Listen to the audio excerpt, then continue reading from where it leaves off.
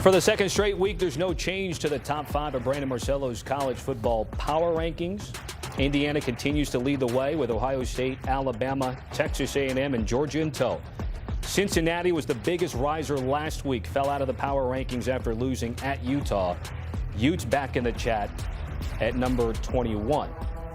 So again, taking a look at the updated top 10, no Vandy, Georgia Tech, or Miami after they all lost over the weekend. So Notre Dame, BYU, and Texas Tech all benefit as they were just outside of this tier a week ago. I'm Tommy Tran with Brandon Marcello, who puts her power rankings together, and we have Danny Kanell from the Cover 3 podcast with any agreements, disagreements, context. That's what we do this time every single week. So we pick things up just outside of the top 10. Brandon, with Texas, they got that win against Vandy. The schedule, we all think, allows itself for them to make a CFP push. Give me a sense of the Longhorns this week. Yeah, they're on a winning streak right now, and they've beaten 2 opponents who were ranked in the top 10 at that time. And as a result of their record, they're still alive, though there's not much breathing room. I will say this, though, because of their schedule, they've got 2 more opponents left on the schedule that are top 5 worthy as of right now, according to the pollsters. If they can split those 2 and finish with a 9-3 record, I think we will see our first 3-loss team in the college football playoff, and that 3-loss team will be Texas. Now, keep in mind, Oklahoma is still out there looming, and that's a big win for Texas right now. So what happens if Oklahoma wins out? Does that not mean anything actually for Texas, and Texas gets in no matter what with 3 losses? Something to watch here, but because of how everything's shaking up in the ACC and Big 12 looking like one-bid leagues, it looks like the SEC might be the first conference to have a 3-loss team in there if Texas can win all but one more of their games against top 5 opponents. Yeah, Brandon, I hate this, but I think you actually might be onto something too. And I will say this, because we've seen a lot of coaches out there. I think of Lincoln Riley. I think of Kirk Cignetti. And they talk about avoiding rivalry games in the case of USC Notre Dame, and Kirk Cignetti cancels a game versus Virginia because he says, I'm going to take the SEC model because scheduling non-conference tough opponents doesn't do anything for you. So if the committee did want to make a statement and say, you know what, Texas, you're 9-3 and your best loss is against Ohio State, one of the best teams in the country, by a touchdown, you know what? We're glad you scheduled that game as opposed to a directional school that you would have won by 4 or 5 touchdowns. That's the one thing that I'm looking at that I actually would be okay with, that the committee actually encouraged teams to schedule tough games out of conference, because I think they're the best thing for college football, and I think that would go a long way in sending a message to other programs of, you know what, we were impressed with what Texas tried to do to schedule a team like Ohio State, and also, by the way, played them as tough as anybody on the schedule. And only in college football do we talk about close losses, but Texas against Ohio State, it's one of the best close losses in the country. Again, Georgia and Texas A&M, 2 out of the last 3 that we saw there on the scheduling graphic. Let's move on to Iowa, Brandon, where you continue to have them power rated higher than the AP poll. Yeah, listen, their schedule isn't necessarily very difficult, and they haven't beaten top 25 teams, but they beat the teams that they should. And their best loss, as we were talking earlier about, we always talk about close losses. Their best loss is against Indiana, which I have number 1 in my power rankings, and they lost 20-15. No team has played Indiana any closer, any tougher, and has limited that offense. So Iowa has a big opportunity here coming up in these next couple of games, starting this week by hosting Oregon, a top 10 team, and then going on the road the very next week to USC, which is surging a little bit and clinging on very tightly to playoff hopes still. Iowa's in a very good position here to upset the apple cart, so to speak, in the Big Ten title race, but also maybe in the college football standings as well as we go forward these next couple of weeks. It might not be the prettiest brand of football. Mark Gronowski, the transfer that had, won multiple national championships at the FCS level. He's been doing it more with his legs, but this is a tough physical team, like you would always expect from Kirk Ferentz.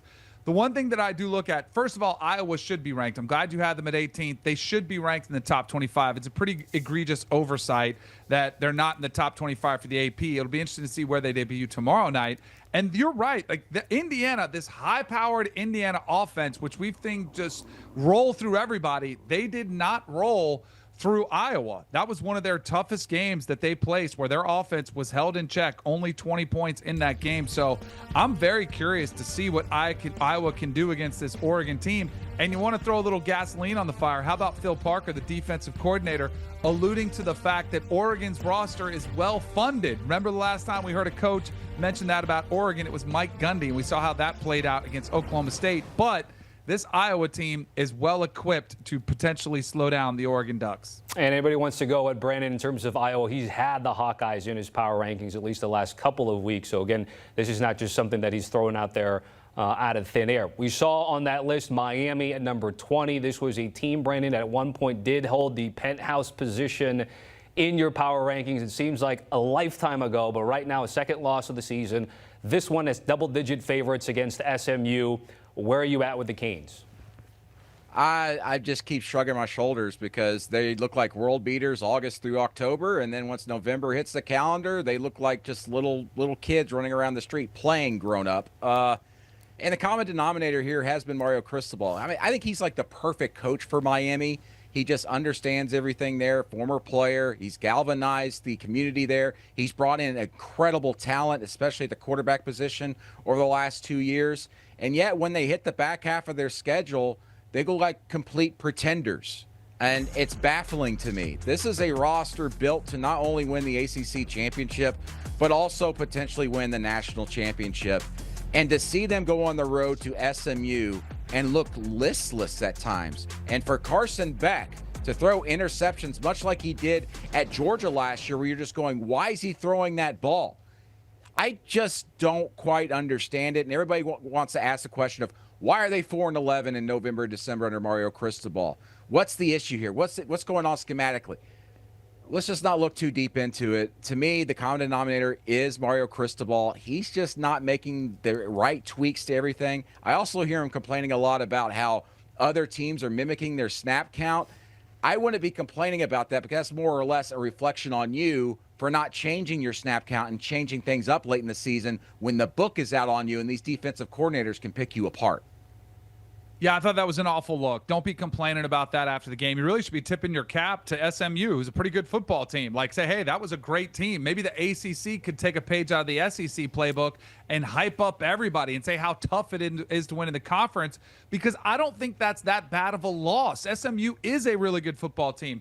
Granted, Miami, this was another missed opportunity for them with a disastrous performance. I think Mario does the same thing in season that he does in games. He gets out 2 leads, and then he sits on them. I think this team recognized what they did in the first 5 games, and then they kind of got conservative. Let's not lose. Well, when you play that way, you're going to end up losing like they did on Saturday. So I would like to see them stay aggressive, but that is not in Mario's DNA. I will say this, though. I don't think Miami's playoff hopes are completely dashed. If they can win out, which is very much an if, especially that last game against Pitt, because Pitt's a really good football team. If they can win out, I do think they can close the gap somewhat and get closer to Notre Dame, which is what they need to do, because they're 8 spots away in the top 25.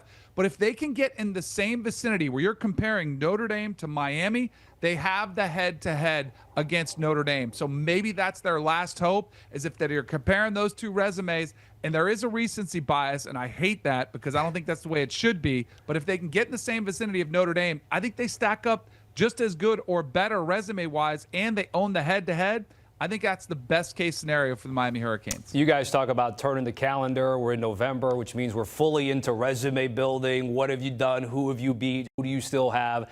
And that leads us perfectly into Tuesday's college football playoff release in terms of what we had. And what we're doing, though, is kind of taking Brandon's power rankings and applying that to what we think potentially could happen here on a Tuesday. So here it stands. You got Indiana, Texas A&M, Alabama, and Ohio State all with the byes. You see who plays who. And for the moment, you also have James Madison in that G5 slot, Brandon. So take me through it. Yeah, it's going to be interesting to see. You know, this is where everything stands now, of course. This is not a projection. It's where we would be if the playoff were played today. James Madison right now is a quick rising team that they're going to need some help.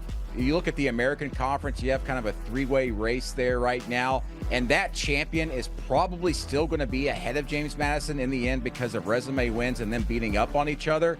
But I would dare say if that conference champion emerges maybe here with one or even two losses, of course, James Madison might jump up there and supplant them and make it into the playoff hunt right now. And as I see it, James Madison is playing better than anybody else. I think no one would really argue with the buys there. I would say that I think a lot of people would argue about Alabama being over Texas A&M. How is an Alabama team with one loss over an undefeated A&M? And look, simply put, you look at the power rankings, you look at the resume, Alabama owns 4 straight wins against ranked opponents. Texas A&M does not quite have that.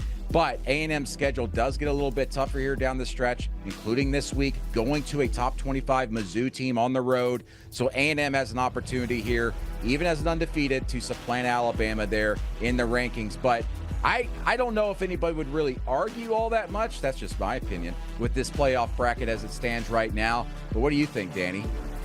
So I think it's pretty spot on, but where I'm curious is what we're going to learn tomorrow night, because we've heard a lot about this advanced metric that they're going to use to try to look at strength of schedules and give those more credit.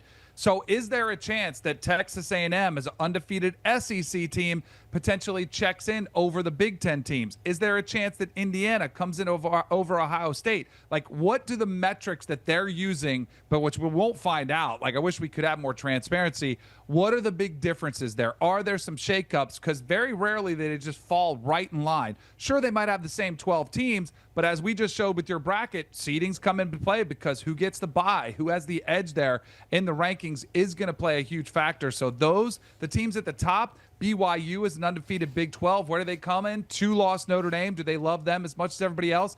There are going to be some really intriguing spots to see where the teams come out tomorrow night, according to the College Football Selection Committee. We'll find out Tuesday, 7 p.m. Eastern. Fellas, certainly appreciate it. By the way, check the entire Power Rankings list on CBSSports.com for Brandon's Power Rankings. Then check out Danny with Tom Fornelli, Bud Elliott, and Chip Patterson over in the Cover 3. Scan the QR code however you listen to your podcast, as well as check them out on YouTube.